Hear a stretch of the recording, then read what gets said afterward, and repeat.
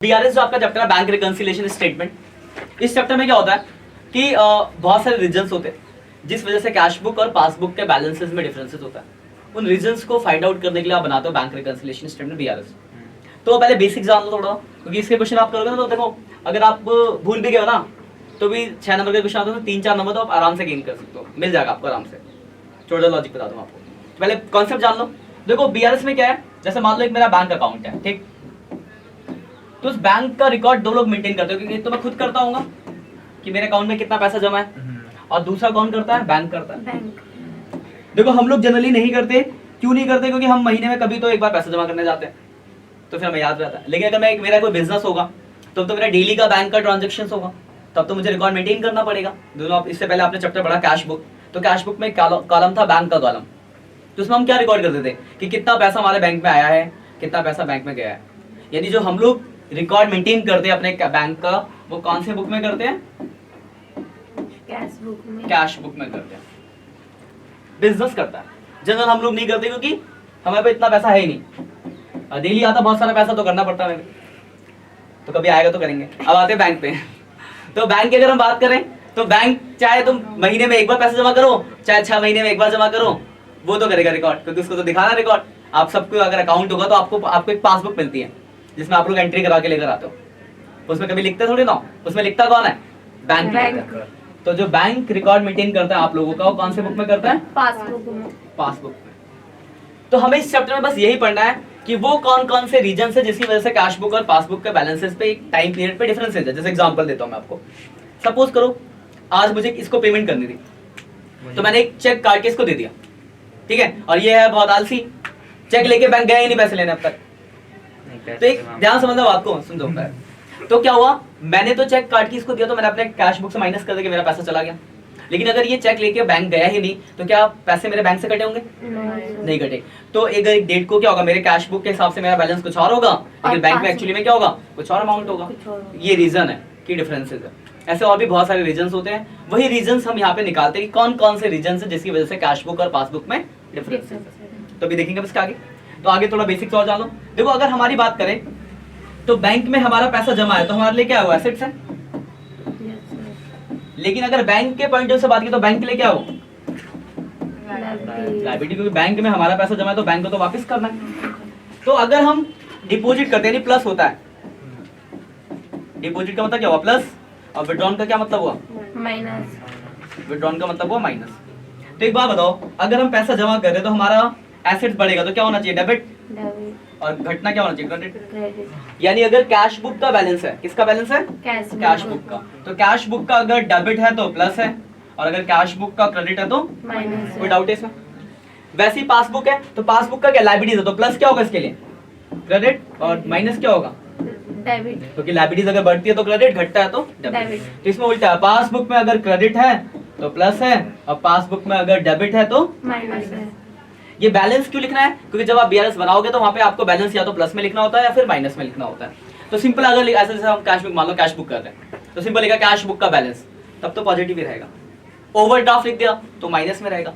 लेकिन अगर डेबिट और क्रेडिट लिखा तो आपको पता होना चाहिए, कैश बुक में अगर डेबिट लिखा है तो प्लस है, क्रेडिट लिखा है तो माइनस है। तो ये बेसिक क्लियर यहाँ तक।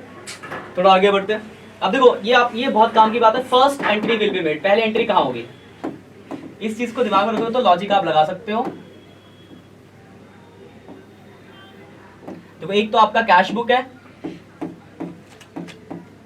और दूसरा है पासबुक। कैश बुक यानी हम खुद रिकॉर्ड करते हैं, पासबुक जिसमें बैंक रिकॉर्ड करता है। तो आप बताना सोच के जरा, जैसे पहला पॉइंट मैंने लिखा डिपॉजिट इनटू बैंक। अगर हम बैंक में पैसा जमा कर रहे हैं, चेक जमा कर रहे मान लो, तो पहले कौन एंट्री करेगा, हम करेंगे या बैंक करेरेगा, हम करेंगे। देखो हमने क्या करा, चेक जाके बैंक में जमा कर दिया। अब वो क्रेडिट होने में 1-2 दिन 3 दिन भी लगता है, यानी हम तो जिस दिन जमा करेंगे अपना बैंक अपना कैश बुक में बढ़ा देंगे, हाँ पैसा जमा हो गया। यानी पहले एंट्री कहाँ होगी, कैश बुक। दूसरा चेक इशू, जैसे मैंने अभी बताया था कि मुझे इसको पेमेंट करनी थी, मैंने इसको चेक दे दिया, तो जैसे मैंने इसको चेक दिया तो मैंने अपने यहाँ से घटा दिया होगा। बैंक में कब घटेगा, जब ये चेक लेके जाएगा, यानी पहली एंट्री कहाँ होगी, कैश बुक में होगी। ठीक है पॉइंट।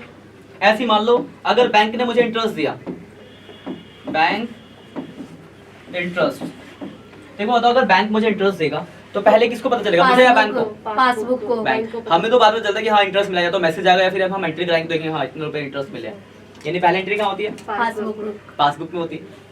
वैसे ही अगर मान लो बैंक चार्ज काट रहा है तो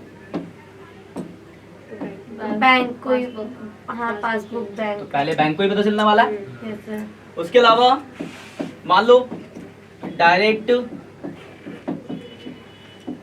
डिपॉजिट बाय कस्टमर, अगर कोई हमें डायरेक्ट, जैसे मैंने कहा किसी फीस मुझे पेटीएम कर दिया डायरेक्ट, तो पहले मुझे थोड़ी पता चलेगा, मेरा बैंक में क्रेडिट होगा, फिर मुझे मैसेज आएगा your account will be credit, फिर हम देखेंगे अच्छा हुआ है, फिर मैं रिकॉर्ड करूंगा।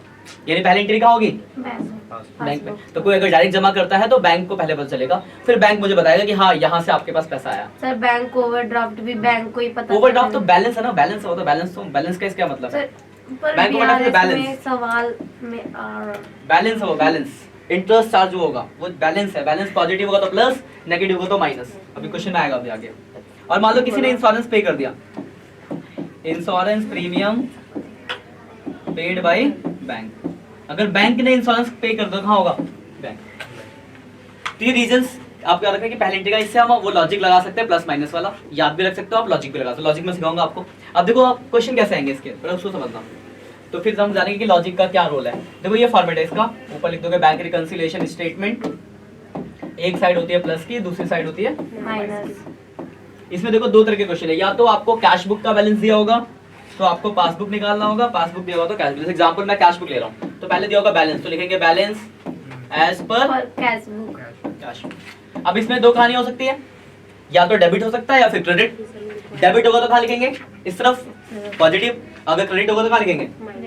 एक ही होगा, दोनों तो होंगे नहीं, या तो पॉजिटिव बैलेंस होगा या फिर नेगेटिव, वो लिखा होगा आपके क्वेश्चन के अंदर। अगर कुछ लिखा, अगर ऐसे लिखा balance as per cash book तो पॉजिटिव है, ओवरड्राफ्ट बैलेंस लिखा है तो नेगेटिव है। ये तो पहला हुआ। दूसरा, या फिर आपको ये लैंग्वेज होगी डेबिट या फिर क्रेडिट, तो डेबिट है तो प्लस, क्रेडिट है तो माइनस, बैलेंस आ गया। फिर बहुत सारे रीजंस होंगे, कहानी लिखी होगी बहुत सारी, वो या तो प्लस में जाएंगे या फिर माइनस में जाएंगे। फिर हम इसको जोड़ेंगे और जो बच जाएगा वो निकलेगा क्या आपका? Bank balance as per passbook. देखो अगर आप ध्यान से देखोगे क्वेश्चन को करते टाइम, अगर सॉल्यूशन की हम बात करें तो ये तो आपको दिया ही होगा और ये आपका बैलेंस ही निकलेगा। तो आपको सीखना क्या है कि कौन से स्टेटमेंट को आपको प्लस करना है और कौन से स्टेटमेंट को आपको माइनस करना है। ये इंपॉर्टेंट है कि क्या प्लस होगा और क्या माइनस। तो इसके दो तरीके, या तो याद रख लो या फिर लॉजिक। लॉजिक से फायदा ये होगा कि आपके पास कोई भी एडजस्टमेंट आती है आप उसको डायरेक्ट सोच के कर सकते हो। ठीक है, थोड़ा सा ट्रिकी चैप्टर है, दिमाग थोड़ा ज्यादा लगाना पड़ता है। और लेकिन हाँ ये है कि जैसे मान लो 4 एडजस्टमेंट आई, आपको मान लो 4 में से 3 ही पता है तो आंसर तो गलत आएगा, लेकिन 3 एडजस्टमेंट तो ठीक है ना, तो आपको 3 नंबर तो मिलेंगे। तो इसमें ये नहीं कि आप बिल्कुल 0 नहीं मिलेंगे, इसमें नंबर मिल जाते हैं, ये फायदा है इसमें। सर जो बैलेंस जो कैश बुक है वो तो हाँ। हमेशा प्लस ही होगा ना? नहीं, माइनस में हो सकता है। बैलेंस पर कैश बुक मान लो क्रेडिट दिया है, ओवरड्राफ्ट तो माइनस में आएगा बैलेंस। या तो जब हमने पढ़ा था तो 2 थे, उनके पॉजिटिव बैलेंस भी होते थे और नेगेटिव भी। हाँ। तो पॉजिटिव होगा तो प्लस में लिखना, नेगेटिव होगा तो अब नॉर्मल लिखा है बैलेंस, तो फिर पॉजिटिव आएगा। ओवर नेगेटिव के 2 लैंग्वेज होगी कैश बुक में, या तो लिखा होगा ओवरड्राफ्ट या फिर लिखा होगा क्रेडिट। और पासबुक में ओवरड्राफ्ट या फिर डेबिट, वो नेगेटिव होगा। तो फिर ओवरड्राफ्ट भी होगा पासबुक में, तो फिर प्लस में आएगा। ओवरड्राफ्ट माइनस, ओवरड्राफ्ट ओवरड्राफ्ट यानी माइनस। अरे मैं पासबुक में पासबुक में भी अच्छा, ओवरड्राफ्ट तो माइनस ही होता है। माइनस ही सर होगा ना? ओवरड्राफ्ट हर जगह माइनस होगा। ओवरड्राफ्ट मतलब माइनस, ओवरड्राफ्ट में क्या नेगेटिव है ना, उसमें क्या सोचना है। अगर देखो बैलेंस है तो पॉजिटिव, ओवरड्राफ्ट है तो नेगेटिव। ये एक तो ये लैंग्वेज हो गई, और दूसरी लैंग्वेज होगी डेबिट या क्रेडिट। तो डेबिट वो उसमें आपको दिमाग रखना है, इसमें ध्यान रखना है। डेबिट कैश बुक का है तो प्लस और क्रेडिट माइनस, लेकिन वही पासबुक में अपोजिट हो गया, क्रेडिट प्लस और डेबिट माइनस। ये दिमाग रखना आपको। यही गलती करते हैं बच्चे, बैलेंस गलती करोगे पूरा गलत हो जाएगा फिर। अब देखो बात ही प्लस माइनस कैसे होगा, रीजंस क्या क्या है। तो देखो सबसे पहला रीजन लिखा है, मान लो चेक डिपॉजिट इनटू बैंक। हम अभी लेके चल रहे किसका बैलेंस? कैश बुक का। ठीक है, कैश बुक का बैलेंस लेके चले। Cheque deposit into bank but not collected. देखो एक बात बताओ, अगर मैंने चेक बैंक में जमा किया और वहां कलेक्ट हो गया तो क्या कोई डिफरेंस आएगा? मैंने बैंक में जमा किया, वहां भी कलेक्ट हो गया, तो क्या कैश बुक और पासबुक में कोई डिफरेंसेस होंगे? No sir. हाँ। तब तो दोनों से मैच हो गया ना। जैसे मैंने आज चेक जमा करा क्या, तो हमने वहां जोड़ दिया और वहां बैंक में भी जुड़ गया, तब तो बराबर है, यस सर। कोई डिफरेंस नहीं आया। लेकिन अगर नहीं जुड़ा तो तभी तो डिफरेंस आएगा। Yes sir. तो लैंग्वेज ये भी हो सकती है कि मान लो मैंने 10,000 का चेक जमा किया, उसमें से 6,000 ही क्रेडिट हुआ, तो कितना नहीं हुआ? 4000। तो आपको सिर्फ उस 4,000 की एंट्री करनी होगी। अब बात आती है कि प्लस होगा या माइनस। तो देखो दो सिंपल तरीका कैसे याद रखने का, देखना ध्यान समझना। देखो कैश बुक है, पासबुक है। सपोज करो पहले से 10-10 का बैलेंस है, ठीक। मैंने चेक डिपॉजिट किया, तो डिपॉजिट करेंगे तो पहले एंट्री कहाँ होगी, कैश बुक या पासबुक? Cash book. डिपॉजिट तो कैश बुक में एंट्री होगी, ये तो बात क्लियर है। और डिपॉजिट से क्या होगा, बढ़ेगा या घटेगा? बढ़ेगा। बढ़ेगा। डिपॉजिट किया तो बढ़ेगा पैसा, तो मैंने कैश बुक में क्या कर दिया, ऐड कर दिया पर कलेक्ट हुआ नहीं, तो माइनस। ये ट्रांजेक्शन का इफेक्ट हो गया, यस या तो परेशानी। अब इसके बाद आपको प्लस माइनस करना तो इक्वल करना है, ध्यान समझना इस बात को। किसका बैलेंस लेके चल रहा हूं मैं, कैश बुक का। तो जो भी करेंगे कहाँ करेंगे, कैश बुक पासबुक लेके चलते तो कहाँ करते हैं, पासबुक तो अब इस 12 को इस 10 तक पहुंचाना है तो क्या करना पड़ेगा, माइनस करना पड़ेगा। तो ये क्या हो जाएगा, ये स्टेटमेंट अगर लिखे ही मिलेगी तो आपको क्या करना है इसको माइनस। भाई। अगर ये पासबुक का क्वेश्चन होता तो क्या हो जाता, प्लस। यानी अगर आपको एक का आपका लॉजिक समझ में आ गया तो दूसरा उसका अपोजिट होता है, सर मतलब हम जिसकी एंट्री कर रहे हैं उसी को उसी के को इक्वल करना है। हाँ, ये दिमाग में रखना है आपको।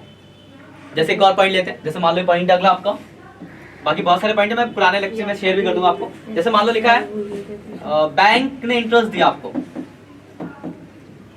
तो देखो अगर आपको बैंक इंटरेस्ट देगा, प्लस होगी एंट्री। थोड़ा सा सर याद है ना सर, कोई बात नहीं। जी, yes। देखो बैंक इंटरेस्ट देगा तो पहले एंट्री क्या होगी, कैश बुक या पासबुक, पासबुक पासबुक। सिंपल बात है, इंटरेस्ट देगा तो आएगा, आएगा। यानी यहाँ प्लस हो गया, पर यहाँ तो हुआ नहीं। अब मुझे इक्वल करना है, तो मैं किसका बैलेंस लेके चल रहा हूँ, कैश बुक। तो इक्वल करने के लिए जो भी करना है कहाँ करना है, कैश कैश बुक बुक। में। तो इस 10 को 12 तक पहुंचाने के लिए करना पड़ेगा प्लस। तो ये स्टेटमेंट क्या हो जाएगी, प्लस। तो ऐसे आप लॉजिक लगा सकते हो। और जिसमें आपको लॉजिक ना लगे, एक डालना प्लस या माइनस में डाल देना, सही होगा तो कैसे भी सही हो जाता है कभी कभार। लेकिन डिफरेंट रीजन से आएगा, पहले तो समझ लो, जब नहीं आया तो अलग बात है, ठीक है। ऐसे समझ लो कि आपको प्लस माइनस करना है, इस लॉजिक से आप कर सकते हो। जैसे गवर्नमेंट मान लो मैंने लिखा है बैंक चार्जेस, देखो अगर बैंक ने चार्ज काटा, सर ये भी प्लस होगा। बैंक चार्जेस हुआ, रुक जाओ आगे मत बोलो, गलत बोल लो, बस आगे बोल लियो। सर प्लस नहीं हुआ ये? नहीं, देखो बैंक चार्जेस पहले एंट्री क्या होगी, पासबुक। चार्ज से क्या होगा, आएगा या जाएगा, जाएगा। तो आपने यहाँ से माइनस कर दिया, पर यहाँ हुआ नहीं है, तो इसको यहाँ पहुंचाने के लिए क्या करना पड़ेगा, माइनस। माइनस। तो सर मैंने माइनस तो कहा था, आपने प्लस कहा था। बस कोई बात नहीं, छोड़ो हटाओ, तो क्या हो जाएगा, माइनस हो जाएगा। यानी ऐसे आप डायरेक्ट याद ना रख के लॉजिक लगा के भी आप चीजें निकाल सकते हो। बस ध्यान रखना, हमें वही वैल्यू लिखनी होती है जिससे डिफरेंस आया। जैसे अगर आपने 20,000 जमा किया, उसमें से 16,000 हो गया, तो सिर्फ 4,000 से एंट्री होगी। कभी कोई ऐसी भी लैंग्वेज होगी, जैसे एग्जाम्पल फॉर ये महीना हम जुलाई का बना रहे हैं, क्वेश्चन मिलेगा कि हमने जुलाई में 10,000 चेक जमा किया, जिसमें से 2,000 अगस्त में कलेक्ट हुआ, तो इसका मतलब वो 2,000 जुलाई में नहीं हुआ होगा, तो सिर्फ उस 2,000 से एंट्री होगी।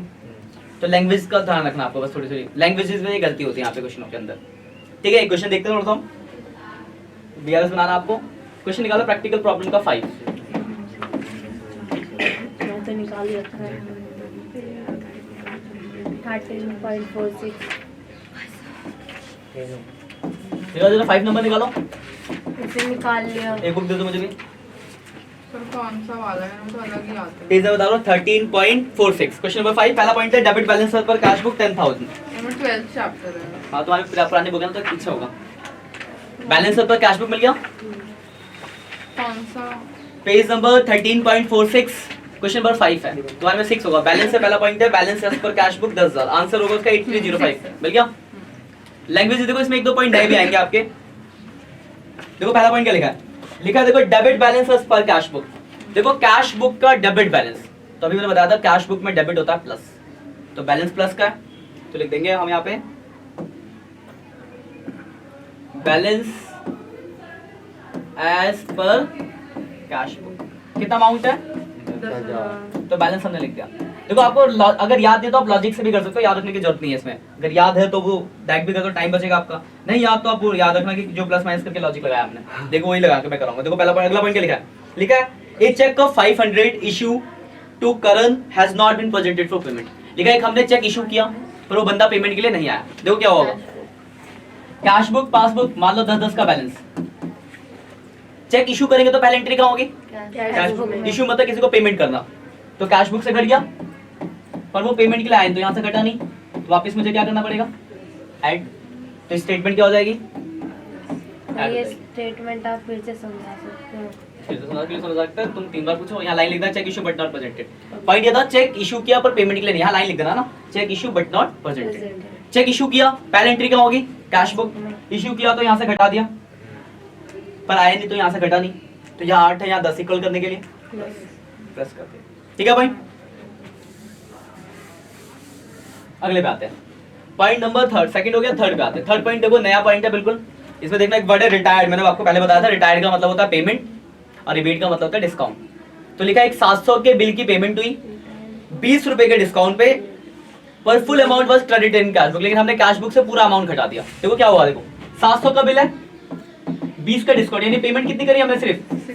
अब सपोज करो दोनों का बैलेंस 1000 है, तो बैंक से कितना घटा सिर्फ, तो 320 बचा होगा। लेकिन मैंने कैश बुक से कितना घटा दिया, तो मैंने ज्यादा घटा रखा ना, तो इक्वल करने के लिए मुझे जितना कितना 20 रुपीज क्या करना पड़ेगा, प्लस करना पड़ेगा, तो 20 हो जाएगा प्लस। थर्ड स्टेट में लिख देना रिटायर अंडर रिबेट, पूरा और लाइन तो लिखनी पड़ेगी आपको। ठीक है भाई, देखो ऐसे अगला पॉइंट हो गया, लिखा लिखा a cheque of 295 deposit in bank have been dishonour. लिखा हमने चेक डिपॉजिट किया, वो डिसऑनर, डिसऑनर का मतलब होता है बाउंस हो जाना, मतलब कलेक्ट नहीं हुआ। तो ये वही पॉइंट हो ना कि चेक हमने बैंक में जमा किया पर वो कलेक्ट नहीं हुआ। तो क्या हुआ होगा, कैश बुक पासबुक, मान लो 10-10 का बैलेंस, चेक डिपॉजिट करेंगे तो पहले एंट्री कहाँ होगी, कैश बुक या पासबुक, चेक डिपॉजिट किया कैश बुक, और डिपॉजिट करेंगे तो क्या करेंगे प्लस, पर वो कलेक्ट नहीं हुआ तो यहाँ तो हुआ नहीं, तो क्या कर देंगे अब इसको वापस माइनस। तो ये 4.295 क्या हो जाएगा, माइनस हो जाएगा। ये आपका 4 पॉइंट लिख देना, बिल चेक डिपॉजिट डिसऑनर। ठीक है यहाँ तक।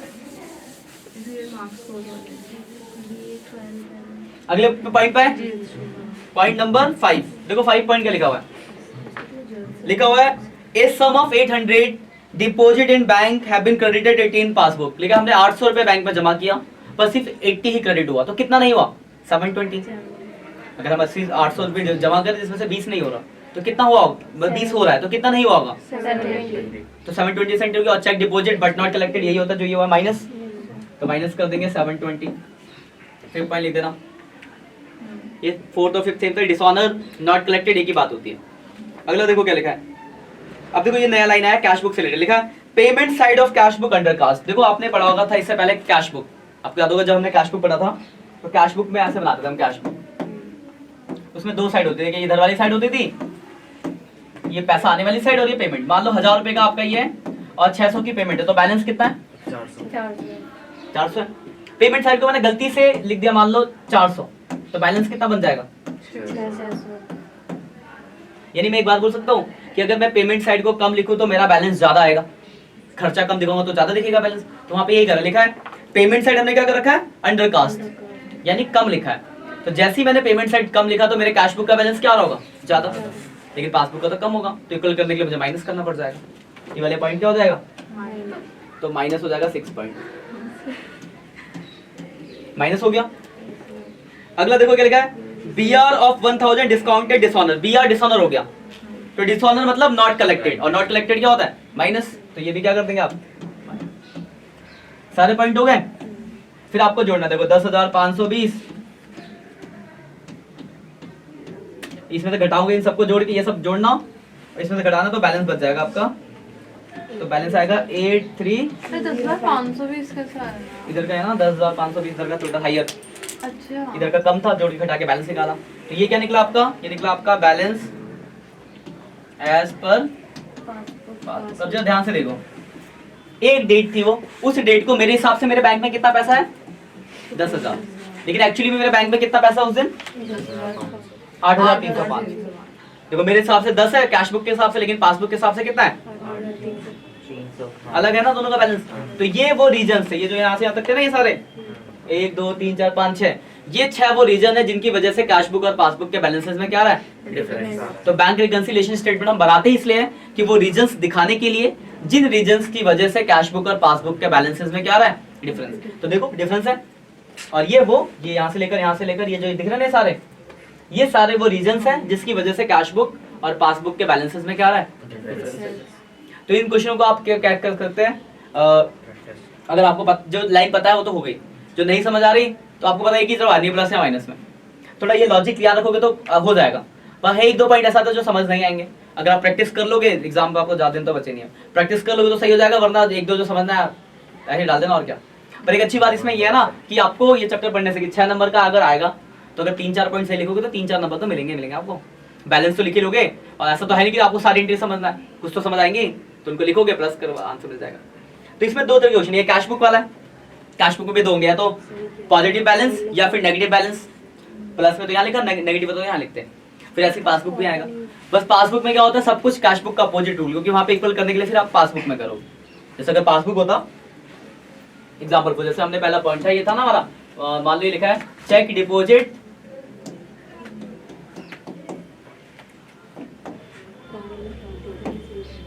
पॉइंट आपका cheque deposit but not collected. अभी आपको याद करो कैश बुक में हमने पढ़ा था चेक डिपॉजिट, देख लो ध्यान से, cheque deposit but not collected.